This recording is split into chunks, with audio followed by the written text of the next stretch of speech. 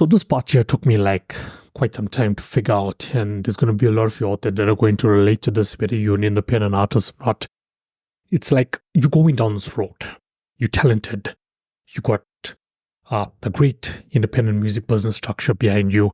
You've done everything that the gurus have told you to do. You've been pushing. You've been investing. You've been waking up each and every single day. You have not failed at consistency. You have not failed at being committed to your goals, to your ambitions, to your dreams. But it just doesn't seem all there, especially financially. And a lot of you can relate to this because the financial roadblocks and the fuck-ups with cash flow in the independent space, especially when you self-funding yourself, there is no external investors, can be a fuck-up. But you still wake up the next day, you go for it. Then you wonder, but it's taken like 2-3 months. Why is this not working out? And what I've come to evaluate after tons of research, watching content that actually empowers me and brings value to my life, not watching bullshit online, you come to realize that life moves in seasons, no matter what you are trying to achieve. And sometimes these seasons is in years, like you gotta wait for years for it to actually boom for you. Now, stay with me on this point now, because bulk of you out there that do listen to this podcast based on stats is Gen Zs, millennials. So we're all sort of floating in the same boat at the moment. So let's go back to the 90s. The internet revolution. Internet is introduced. There's Yahoo, there's Google, comes into the market at the times. We kids, some of you listening right now are not even born as yet. And here's it, this global technological revolution. Now, our parents, the adults at the time, still are adults, but at that time, they sort of had two choices. But of course, there was more anxiety in the middle class at the time, I imagine, and a lot of fear on doing such things. You know, it's more like you want to stay in the working class. But if you out there, any country, any corner of the world, if you made a strategic investment into that era, into that revolution, there's no doubt right now that you are sitting as a millionaire, billionaire, holding those investments strong. If you look at when Google hit the stock market or Microsoft hit the stock market, I mean, shares were quite affordable.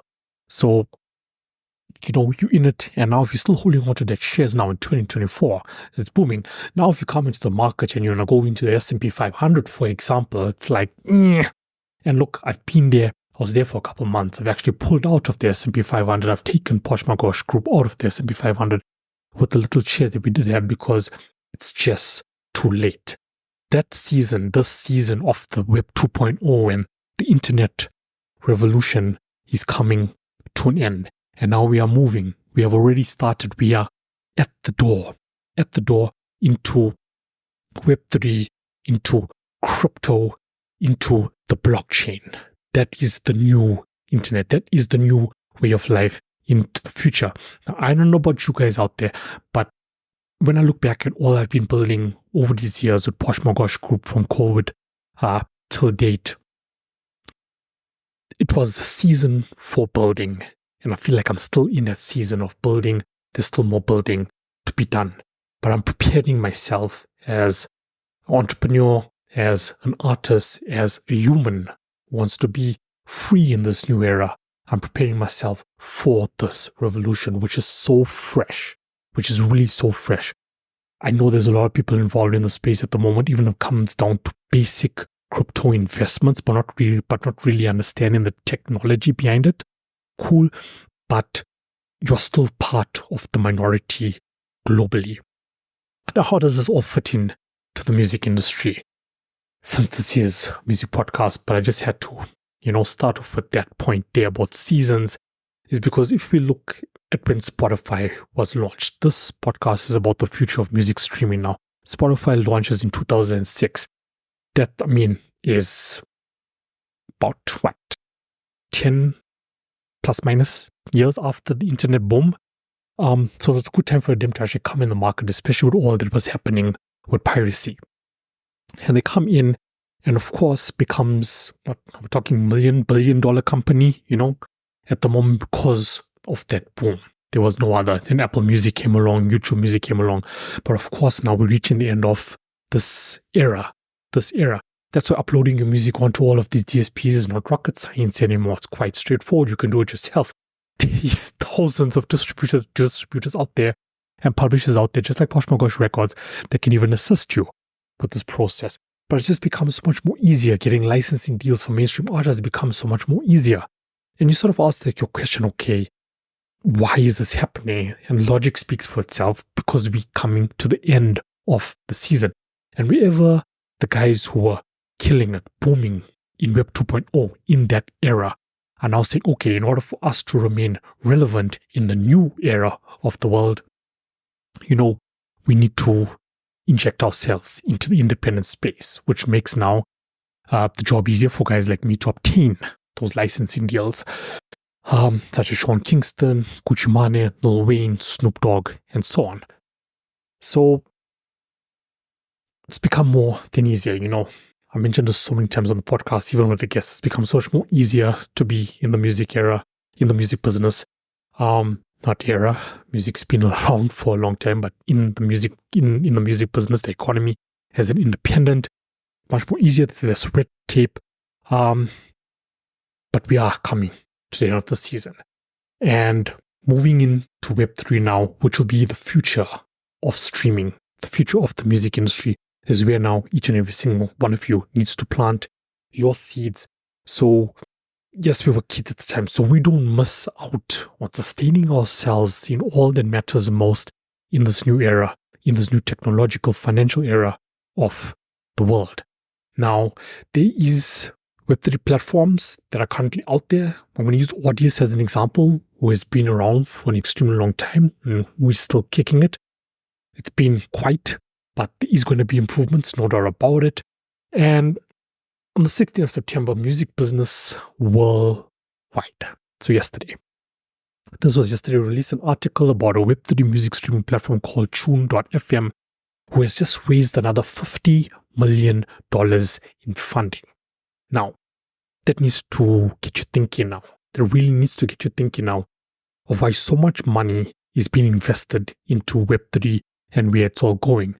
And I guess if you're to really go deep, it's probably the same guys who started off with Spotify and Apple and all the big tech companies are involved in this because they know where it's going. I mean, look at how much Spotify stock alone has been dumped over the last 1.5 years by the CEO, Daniel Ek himself. Millions and millions of dollars. So this also needs to come up in your mind as a red flag. So Tune.fm, based in San Francisco, Web3, decentralized, 50 million in funding. Its total funding to date is $80 million US. The fresh capital will boost liquidity for our Jam token, as in a crypto token. And remember, it's a crypto token that will have utility. Powering our decentralized streaming platforms, artists earn more, listeners get awarded. Powered by the Jam token, Tune.fm employs Web3 technology, tokenization, and distributed ledger systems. So unlike traditional platforms where artists receive a fraction of streaming profits, Tune.fm claims to pay artists 90% of their streaming revenue through its Jam token. This stands in contrast to industry giants like Spotify, which distributes nearly 70% of its music revenue to rights holders who then further distribute it to artists and songwriters. Tune.fm aims to change this model by directly rewarding artists for their work according to earlier announcements. Tune.fm made a statement stating the problem with today's major streaming platforms is that the large corporations reap the lion's share of the profits, leaving artists with a small piece of the pie. 100%. That's been a problem for a long time. And now with Web3 and artist-centric models coming to life, that's going to play a huge role in this new era of this world, the new technological era of the world. This is where the investments are taking place, and this is where you guys need to get on board with. Now, yesterday when I saw this article, I was like, go on, let me check it out. So I go on to Tune.fm. It also has an app you can download after you register using a laptop or using just Google Chrome first. Now try register with the app, good chance, it'll still work like how it worked for me. And when projects like this are launched, now keep in mind I mentioned there's Tune.fm and it's backed by its cryptocurrency Jam, the Jam token. So if you register now, whether you register as a listener, whether you register as an artist, they are giving you 1,000 Jam tokens free. Its current value, I think it's about 0.000 some odd. It's low. I mean, you can check out the exchanges as well. Go onto the exchanges and buy more. Something I'm going to do.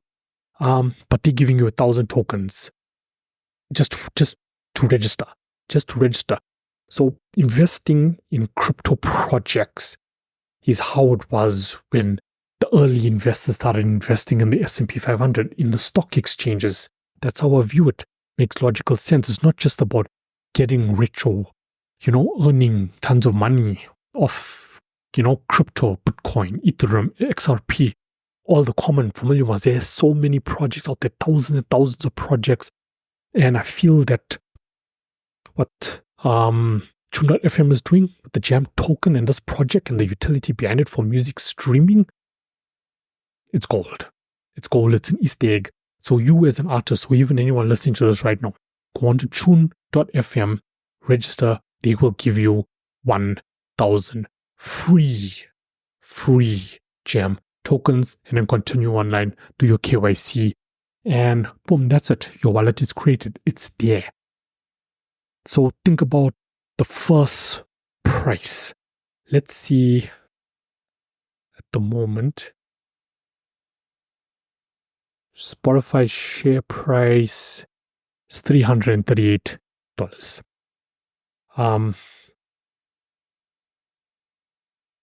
Share price when listed. Spotify got listed April 2018. $113. So it's, give or take, it's doubled twice since 2018. So that's how, we view these projects. So the value of one token, actually, I think it's much more less. I think the 1,000 tokens give you that value of 0.000. However low it is at the moment, it's a brand new project. But that share price, that token price, that value can boom in this next few years to come because of the utility behind Tune.fm. These people will not be investing so much money into the platform if they do not know what's it going to bring to the table. So, purpose of this podcast, just to sum it up for you guys, is I know as an independent artist, you're coming onto the scene, you're like, okay, I want to be on Spotify, I want to be on Apple, I want to be on YouTube, I want to be on Amazon. No problem. Still do it. But also get your music now on to Web3 decentralized platforms like Tune.fm. I'm going to be uploading all of my music onto these platforms. And the good thing, no middlemen, 90% paid out directly to me. I've also noticed that labels, NFTs, can be purchased on there, online, on the platform. Remember, Web3. So it's really an all-in-one platform. So check it out as an artist. Sign up as an artist. Start uploading your music on here as well. So Web 2.0 and 3.0. Have your music on both. And get a piece of the action. Get a piece of the action while it's still fresh. Because just like the internet era, I do not want to wake up a few years from now asking myself, this revolution was happening right in front of me, and I did nothing. I did nothing that could bring me huge amounts of freedom moving into the future that will contribute towards building my legacy, building my name, building my business in the entertainment space when I have the chance. If I knew what I knew now, in the 90s when I was still, kid and, invested in the technological era, I'd be a millionaire today. But it was a different era. So I'm not missing this boat. And now is an opportunity for the Gen Zs, for the millennials out there to not miss this boat as well. I know there's mainstream out there when it comes to crypto investing or Bitcoin, Ethereum. You need to look for the projects that really matter. And there's so many projects out there with so much utility. So as an artist, as a label, I highly suggest you get on board with True Note FM and making this investment for yourself, which look, it's costing you nothing if you really think about it, because it's free to upload. Okay, it's free to upload to set up your profile and so on. It's free to upload, just like Audi is free to upload your music. But True Note FM, there's something happening here, and it's huge. So that's it for the information. Reach out to me personally, Kinoise Consulting Agency, and yeah, keep going, keep pushing. Got some awesome guests coming up on the Kinoise podcast live over the next 2 weeks. So check out for that. Peace out.